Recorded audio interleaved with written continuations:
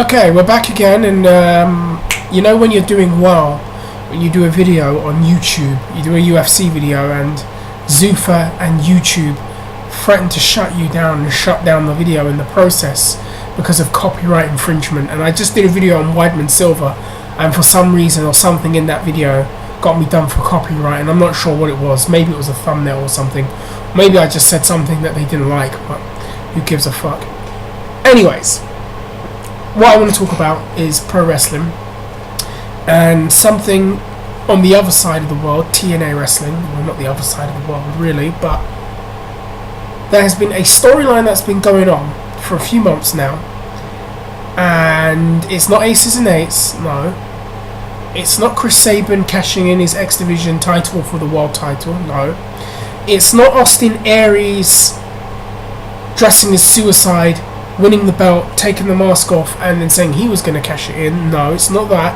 It's not even Rampage Jackson signing with TNA and him joining the Main Event Mafia and Magnus being in the Main Event Mafia, or that, you know, that idea being brought back, or the alleged Hogan-Bubba Ray Dudley match. It's not that what I want to talk about.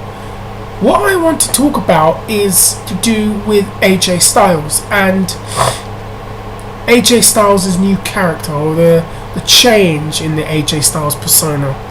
And what we've noticed, or what you would have known as, you know, seen in the last few months, is that AJ has become a darker character. He is basically the storyline is that after everything that happened, i.e. the god-awful Claire Lynch storyline, which, I mean, that would shut me down and make me suffer of MDD if that ever happened to me in a storyline, having to deal with that awful mess, and losing that title match, or losing that opportunity match for the title where he couldn't fight for the title for a year.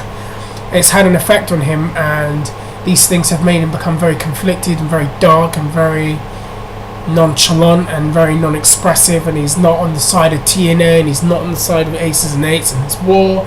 He's his own man. He's basically Sting 2013. And a lot of people have praised this storyline, and a lot of people really like this storyline or this development. And in terms of what they done with AJ last year, in a way it does make sense that after being accused of having an affair and having his public, you know, his personal life being made public, that there should be some kind of backlash, and he should have a chip on his shoulder, and he should be a bit bitter, and, you know, it should have an effect on his personality a little bit. And while I do think that that is a good idea, the execution of it, and I'm saying the execution of it more from AJ Styles, hasn't kind of been what I think it could be. And people comparing this to Sting, and I know a lot of people are hyping this up and saying, oh, this could be better than the Sting storyline, he should be as hot as Sting by now, and he isn't. And I've thought about this, and well, this is just my opinion, so other people probably think differently, but let's cut to the chase.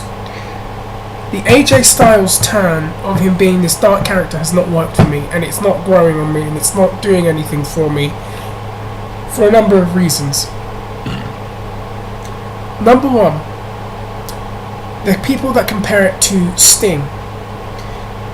This turn of Sting into this dark crow character worked far more effectively for a number of reasons. Number one, the turn of Sting from the beach blonde Sting to the dark Sting was very drastic. Sting had always been this staple in WCW, this beach blonde, charismatic, fun-loving, surfer, bodybuilder type character, charismatic, very, very showman, all of that. He was this person for a long, long time, established as this person for a long, long time, that when he turned and became what he became, it was very drastic, and there was a significant difference between the two Stings, and it really shook people and got their attention.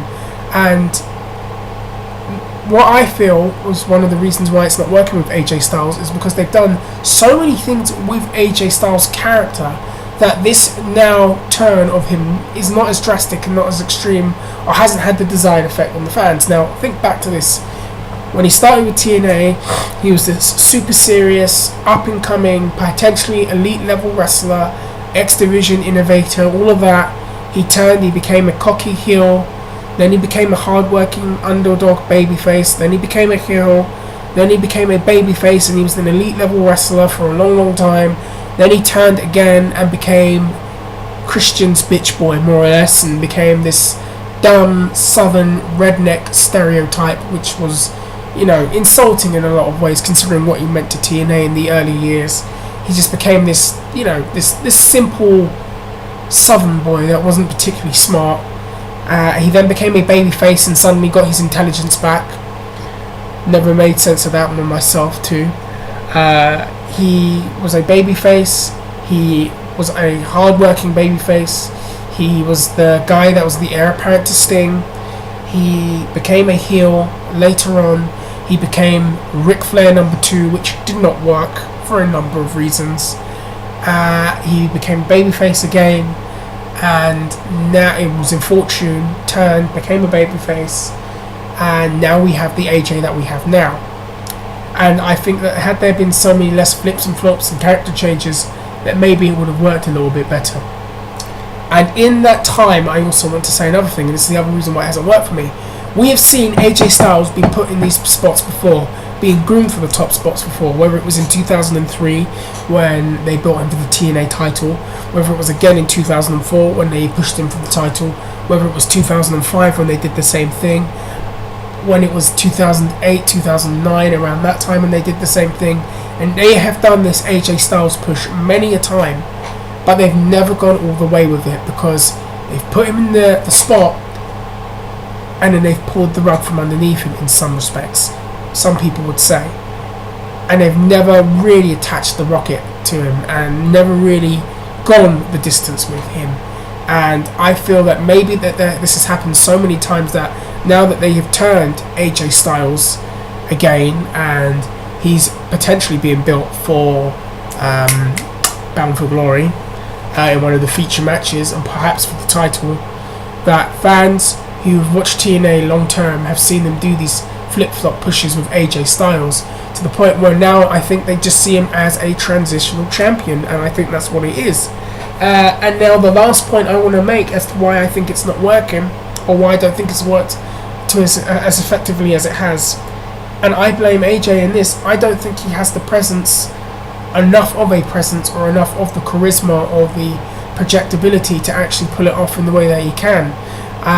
He's changed his ring style. He's wrestling a far more slow and methodical and deliberate style. He's not doing all the flashy things. He's using submission holds. He's wrestling a little bit more aggressive, even though he's wrestling slower, if that makes any sense. His demeanor is this nonchalant expression when he comes out. He does a couple of interviews. He's wearing leather jackets because that's supposed to symbolize being dark for whatever reason.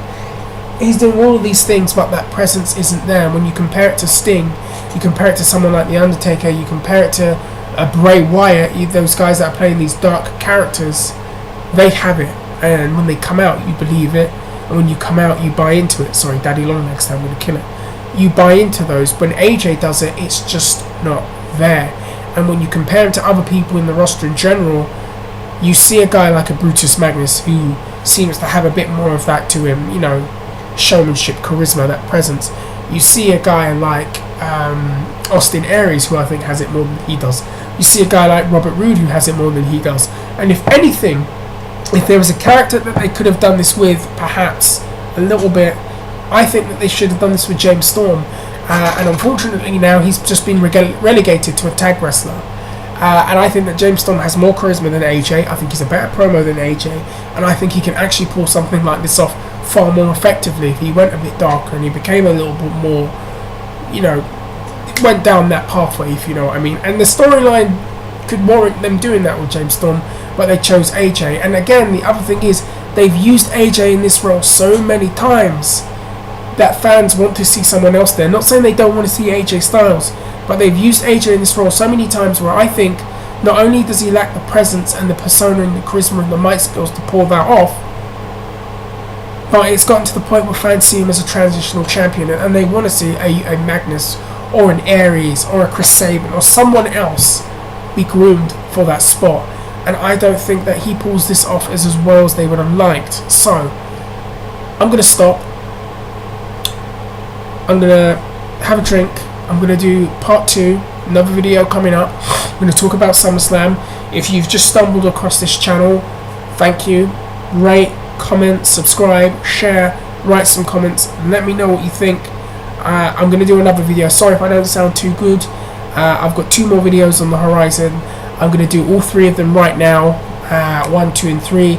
If you're an MMA fan, hold tight. I've got that one coming up for you. Got so much to talk about, and hopefully they don't shut me down when I do it, but you know, who knows. Anyways, guys, comment, rate, subscribe, said it already, and I am out. Peace.